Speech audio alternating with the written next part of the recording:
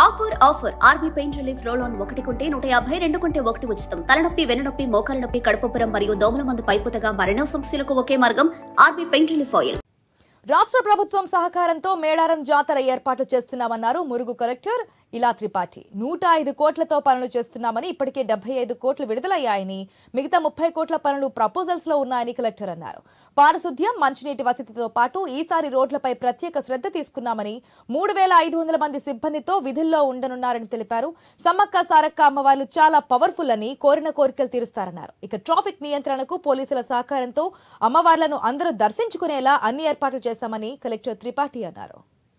మహాజాతర పనులన్నీ కూడా ఏర్పాట్లు కొనసాగుతున్నాయి. ఈసారి మహాజాతరకు ఎలాంటి ఏర్పాట్లు చేశారు, ఎంతమంది సిబ్బంది ఉంటున్నారు, ఎంత బడ్జెట్ తోటి ఏర్పాట్లు చేయనున్నారు అనే విషయాలు అడిగి తెలుసుకోవడానికి మనతో ములుగు కలెక్టర్ ఉన్నారు. మేడం చెప్పండి, ఈసారి జాతరకు ఎలాంటి ఏర్పాట్లు చేస్తున్నారు, ఎంత బడ్జెట్ ఉంది, ఎంతమంది సిబ్బంది జాతర నిర్వహణకు ఉంటారు?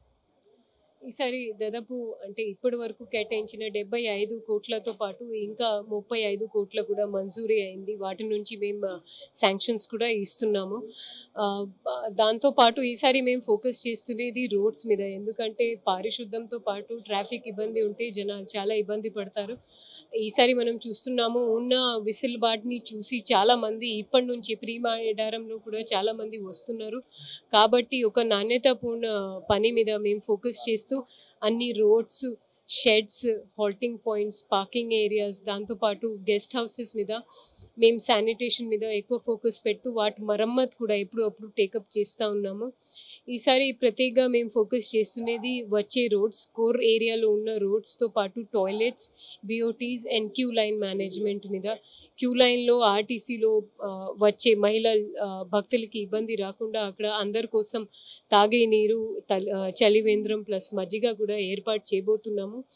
ఈసారి మా అంచనా ప్రకారం దాదాపు 2 కోట్ల మంది వచ్చే అవకాశం ఉంది. కాబట్టి మేము 4 రోజు కాకుండా ఆల్మోస్ట్ 16 తారీఖు నుంచి మేము అన్ని అరేంజ్మెంట్స్ ఫుల్ ఫ్లెజెడ్గా, అది టాయిలెట్స్ కానివ్వండి, బేదింగ్ ఘాట్స్ కానివ్వండి, 24/7 వచ్చే నీళ్లు కానివ్వండి, అదనంగా ఇరిగేషన్ డిపార్ట్మెంట్ ఆధారంలో 50 లీటర్స్ డ్రింకింగ్ వాటర్ ఏర్పాటు చేయబోతున్నాము.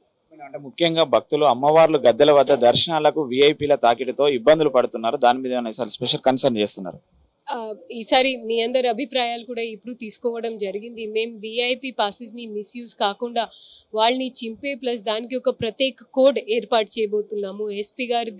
ఎస్పీ గారి సలహా సూచనల మేరకు క్యూ మేనేజ్మెంట్లో ఎవరైనా వివిఐపి వచ్చిన క్యూలో అంటే వీళ్ళంత వరకు తక్కువ సమయంకి ఆపి ఇక్కడ వివిఐపి దర్శనం త్వరలో చేసుకొని ఎక్కువ మంది రోప్ పుష్ పార్టీస్ని కూడా ఏర్పాటు చేస్తున్నాము.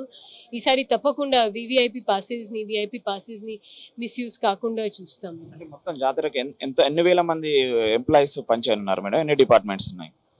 Total police and civil force కలిపి దాదాపు మేము ఎక్స్పెక్ట్ చేస్తున్నది close to 3,500 staff members expect చేస్తున్నాము.